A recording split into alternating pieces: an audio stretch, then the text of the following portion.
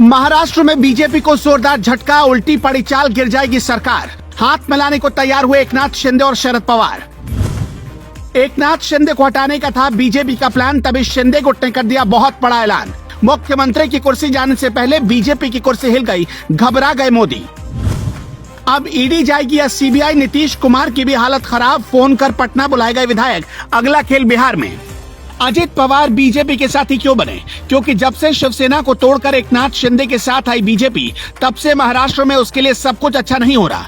एकनाथ शिंदे अब बीजेपी के लिए सरदर्द बन चुके हैं। ये हम नहीं कह रहे, बल्कि एक मीडिया रिपोर्ट में कभी फडणवीस के ओएसडी रह चुके रवि किरण देशमुख ने कहा है। बीजेपी एकनाथ शिंदे को साथ लेने के बाद कैसे एक के बाद एक चुनाव में हारती जा रही है, इसके उदाहरण से समझा जा सकता है कि शिंदे बीजेपी के लिए गुड लक में रोड़ा बन रहे थे। अंधेरी के उपचुनाव में बीजेपी ने उम्मीदवार तक नहीं उतारा। शिवसेना उद्धव गुट के उम्मीदवार ऋतुजा लटके ये चुनाव जीत गई। नागपुर और अमरावती में हुए एमएलसी चुनाव में भी शिवसेना, शिंदे और बीजेपी दोनों दलों के उम्मीदवार हार गए और कांग्रेस के प्रत्याशी जीत गए।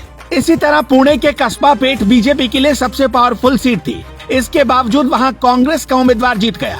मतलब इसका इनडायरेक्ट मैसेज यही है कि एकनाथ शिंदे सरकार से लोग खुश नहीं है और बीजेपी अपनी मजबूत पकड़ वाली सीटों पर भी हार जा रही है। इसलिए अजित दादा पवार को साथ लाने का फैसला किया गया और इसी वजह से लोकसभा और विधानसभा चुनाव से एक साल पहले बीजेपी की सेंट्रल लीडरशिप ने ये बड़ा एक्सपेरिमेंट किया। एकनाथ शिंदे शिवसेना से टूट कर आए हैं। उनके साथ साथ 16 विधायकों पर दल बदल कानून के तहत मामला चल रहा है और जानकार मानते हैं कि आज नहीं तो कल एकनाथ शिंदे के खिलाफ ही ये फैसला जाएगा। अगर 16 विधायकों की मेंबरशिप गई तो बाकी बचे हुए 40 विधायकों की भी चली जाएगी। ऐसे में एकनाथ शिंदे किसी काम के नहीं रह जाएंगे। बीजेपी अब उसी दिन का इंतजार कर रही है।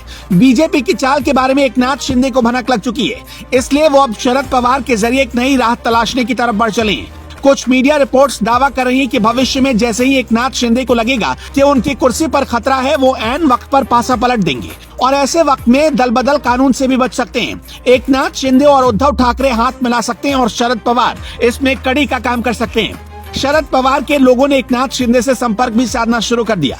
एक और दावा किया जा रहा है कि अगले 8 से 10 दिन में महाराष्ट्र में फिर से एक शपथ ग्रहण समारोह होगा। इससे पहले एकनाथ शिंदे सीएम पद से इस्तीफा दे देंगे और देवेंद्र फडणवीस महाराष्ट्र के नए मुख्यमंत्री बन सकते हैं। शिंदे गुट का राजनीतिक अस्तित्व जल्द ही खत्म हो जाएगा। मौजूदा सरकार चाहती है कि देश की सबसे अमीर महानगर पालिका यानी कि बीएमसी पर उसका कब्जा रहे। यहाँ उद्धव गुट के पास बहुमत है। अजित पवार या यूं कहें कि एनसीपी के आने से दोनों गुट और मजबूत हो जाएंगे और बीएमसी पर एनडीए का कब्जा हो जाएगा। हालांकि कुछ जानकार ये भी दावा करें कि बीजेपी ने एकनाथ शिंदे को पूरा सीन समझा दिया है और एकनाथ शिंदे से इजाजत मिलने के बाद ही ये सब कुछ हो रहा है। यानी महाराष्ट्र में जो भी हो रहा है इसमें शिंदे गुट की सहमति है। बिना उनके बीजेपी इतना बड़ा रिस्क नहीं ले सकती।